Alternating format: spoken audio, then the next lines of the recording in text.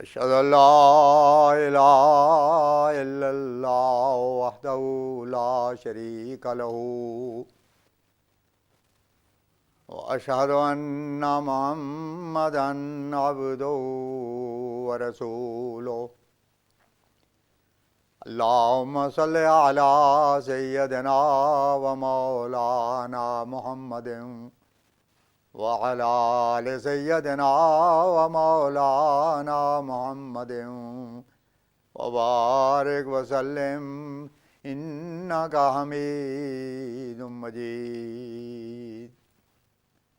خاتم الانبیاء حضرت محمد مصطفیٰ احمد مجتبیٰ صلی اللہ علیہ وسلم کے غلام اور ہمارے امام بانی جماعت احمدیہ حضرت مسیح موعود و مہدی مسعود علیہ السلام کے ایمان افروز اور روح پرور ملفوظات۔ 25 اگست سن 1898 حضرت اقدس نے فرمایا،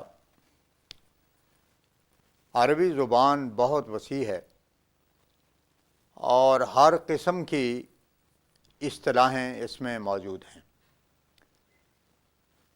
تصنیفات اس قدر کثرت سے ہو رہی ہیں کہ جن کا علم بجز خدا کے اور کسی کو نہیں ہو سکتا۔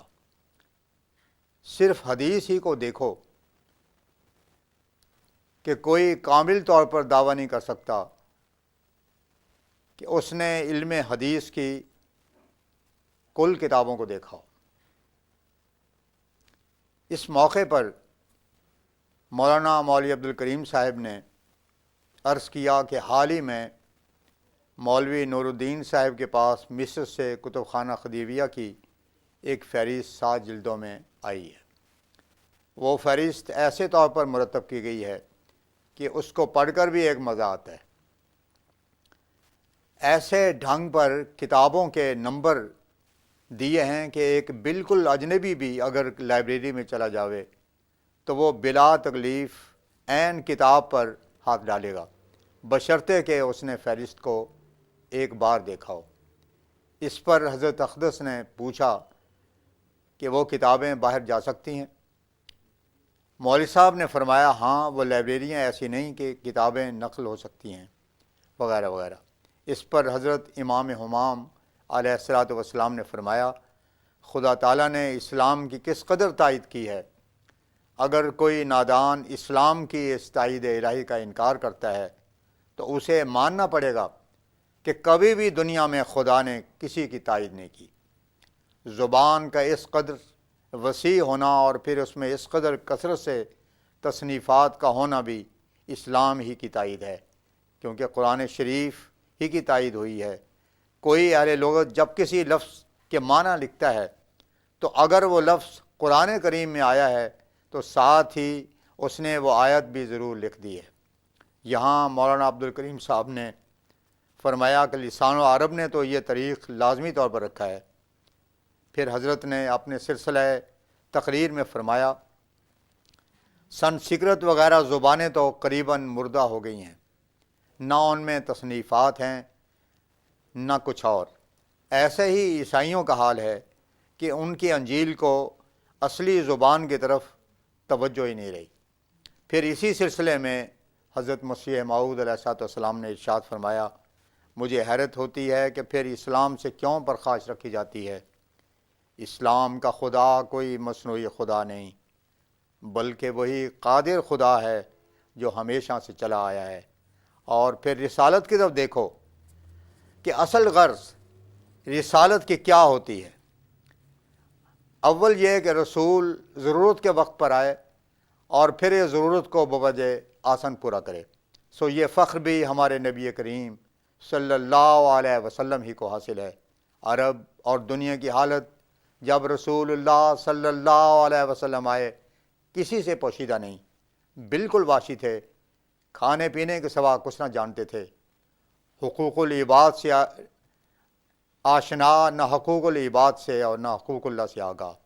چنانچہ خدا تعالیٰ نے ایک جگہ ان کا نقشہ کھینچ کر بتلایا کہ یاکلون کما تاکل الانعام۔ پھر رسول اللہ صلی اللہ علیہ وسلم کی پاک تعلیم نے ایسا اثر کیا، یبیتون لربہم سجدا و قیاما، یہ ان کی حالت ہو گئی، یعنی اپنے رب کی یاد میں راتیں سجدے اور قیام میں گزار دیتے تھے۔ اللہ اللہ کس قدر فضیلت ہے! رسول اللہ صلی اللہ علیہ وسلم کے سبب سے ایک بے نظیر انقلاب اور عظیم الشان تبدیلی واقع ہو گئی۔ حقوق العباد اور حقوق اللہ دونوں کو میزان اعتدال پر قائم کر دیا، اور مردار خار اور مردہ قوم کو ایک اعلیٰ درجے کی زندہ اور پاکیزہ قوم بنا دیا۔ دونوں ہی خوبیاں ہوتی ہیں، علمی یا عملی۔ عملی حالت کو یہ حال کہ یبیتون لربہم سجدا و قیاما، اور علمی کا یہ حال کہ اس قدر کثرت سے تصنیفات کا سلسلہ اور توسیع زبان کے خدمت کا سلسلہ جاری ہے کہ اس کے نظیر نہیں ملتی۔ دوسری طرف جب عیسائیوں کو دیکھتا ہوں تو مجھے حیران ہی ہونا پڑتا ہے کہ حواریوں نے عیسائی ہو کر کیا ترقی کی۔ یہودا اسکریوتی جو یسوع کا خزانچی تھا، کبھی کبھی تغلب بھی کر لیا کرتا تھا، اور 30 روپے لے کر استاد کو پکڑوانا تو اس کا ظاہر ہی ہے۔ یسوع کی تھیلی میں 2000 روپے رہا کرتے تھے۔ ایک طرف تو ان کا یہ حال ہے، بالمقابل رسول اللہ صلی اللہ علیہ وسلم کا یہ حال کہ بوقت وفات پوچھا کہ کیا گھر میں کچھ ہے؟ جناب عائشہ صدیقہ رضی اللہ عنہ نے فرمایا کہ 1 دینار ہے۔ حضور نے فرمایا کہ اسے تقسیم کر دو۔ کیا یہ ہو سکتا ہے کہ اللہ کا رسول خدا تعالیٰ کی طرف سفر کرے اور گھر میں 1 دینار چھوڑ دے؟ مجھے تو حیران ہی ہونا پڑتا ہے کہ عیسائی لوگ فلسفہ پکارتے ہیں، ان کے الہیات کی فلسفی خدا جانے کہاں گئی۔ کفارہ ہی کو دیکھو، ایک تصوری جانور کی طرح ہے۔ کفارہ نے کیا بنایا؟ علمی دلائل کو چھوڑ دیا جاوے تو بھی دیکھو کہ حواریوں کی نہ تو علمی اصلاح ہوئی اور نہ عملی۔ علمی اصلاح کے لیے تو انجیل نے خود فیصلہ دے دیا کہ وہ موٹی عقل والے تھے اور کم فہم اور لالچی تھے، اور عملی اصلاح کا خاکہ بھی انجیل ہی نے کھینچ کر دکھلا دیا کہ کوئی لعنتیں بیچتا ہے اور کوئی 30 روپے پر پکڑواتا ہے، اور کیا کچھ گناہ کے آثار، تاریکی اور ظلمت تو اس دنیا ہی میں شروع ہو جاتی ہے۔ جیسے فرمایا من کانا فی ہذہ اعمی فہو فی الآخرۃ اعمی۔ اب یسوع کے شاگردوں کو دیکھو کہ کیا ان کی حالت میں تبدیلی ہوئی۔ گناہ کے دور ہونے سے تو ایک قسم کی بصیرت اور روشنی پیدا ہوتی ہے، مگر ان میں کہاں؟ پھر کفارہ نے کیا بنایا؟ حضرت مسیح موعود علیہ السلام نہایت درد دل سے ارشاد فرماتے ہیں، ہمیں کچھ کی نہیں بھائیو، نصیحت ہے غریبانہ، کوئی جو پاک دل ہوئے دل و جاں اس پہ قرباں ہے۔ وآخر دعوانا ان الحمد للہ رب العالمین۔